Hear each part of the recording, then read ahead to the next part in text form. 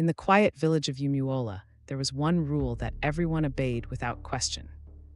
No one traveled the Red Earth Road after sunset. Children were warned about it before they learned how to walk alone. Hunters planned their trips so they would return long before evening. Even elders who had lived all their lives in Umuola avoided that road once the sky began to darken. It was not written anywhere. There was no signpost. But the warning lived in every household, passed down like a sacred command. People simply said, "Nothing good comes from that road after sunset." Some believed it was superstition. Others said it was experience. But everyone respected it. Everyone except Kola. Kola was 27 years old, tall, confident, and known for one thing: he did not believe in fear. He had grown up hearing the same warnings as everyone else, but he laughed at them. To him, the elders were holding on to old stories because they were afraid of change. "The world has moved on," he often said. "Fear is what keeps this village poor." Kola had just returned from the city after 5 years away. He came back with new clothes, a smartphone, and stories about how people lived freely without worrying about spirits, curses, or village rules. To the younger boys, Kola was a hero. To the elders, he was a problem waiting to happen. One evening, Kola received a phone call from a friend in the neighboring town of Enkarafi. There was an opportunity to sell palm oil at a higher price, but the buyer needed it urgently that same night. The fastest way to Enkarafi was the Red Earth Road. The sun was already sinking when Kola loaded his motorcycle. As he prepared to leave, his mother stood in the doorway, her face tight with worry. "Where are you going?" she asked. "To Enkarafi," Kola replied casually. Her eyes widened. "At this hour?" Kola smiled. "I'll be back before midnight."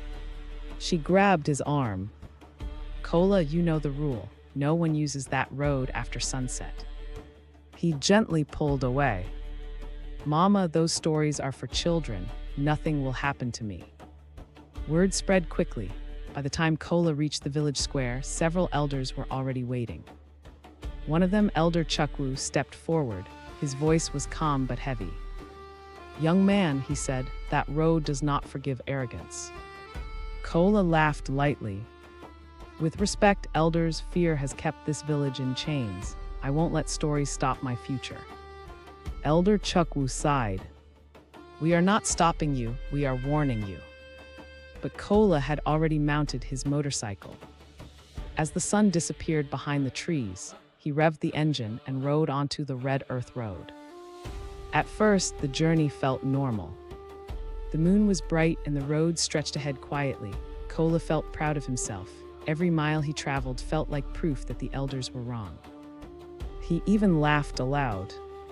"See," he said to himself, "nothing." But after some time, the forest around the road began to feel different. The air grew heavier. The sounds of insects faded. Even the wind seemed to retreat. Kola slowed down. That was when he saw a woman standing by the roadside. She wore a long wrapper and carried a basket on her head. Her back was turned toward the road. Kola hesitated. No one walked this road at night. Still, he convinced himself she must be a traveler delayed by bad timing. He stopped the motorcycle. "Madams," he called out, "do you need help?" The woman turned slowly. Her face was normal, but her eyes were strange, too calm, too empty. "I am going to Umuola," she said softly. Kola felt a chill, but he ignored it. "That's where I'm coming from," he replied. "You shouldn't be on this road at night." She smiled. "Neither should you."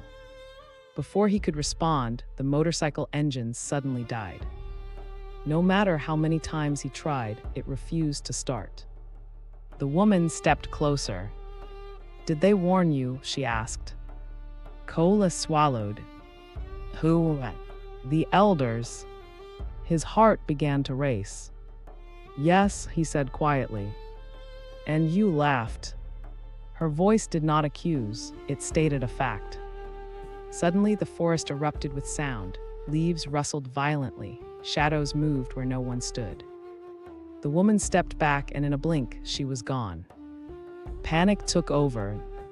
Kola abandoned the motorcycle and ran. But no matter how long he ran, the road stretched endlessly. The trees looked the same. Every turn led back to the same spot. Hours passed. Then he heard voices, whispers calling his name. Kola. He covered his ears and screamed for help.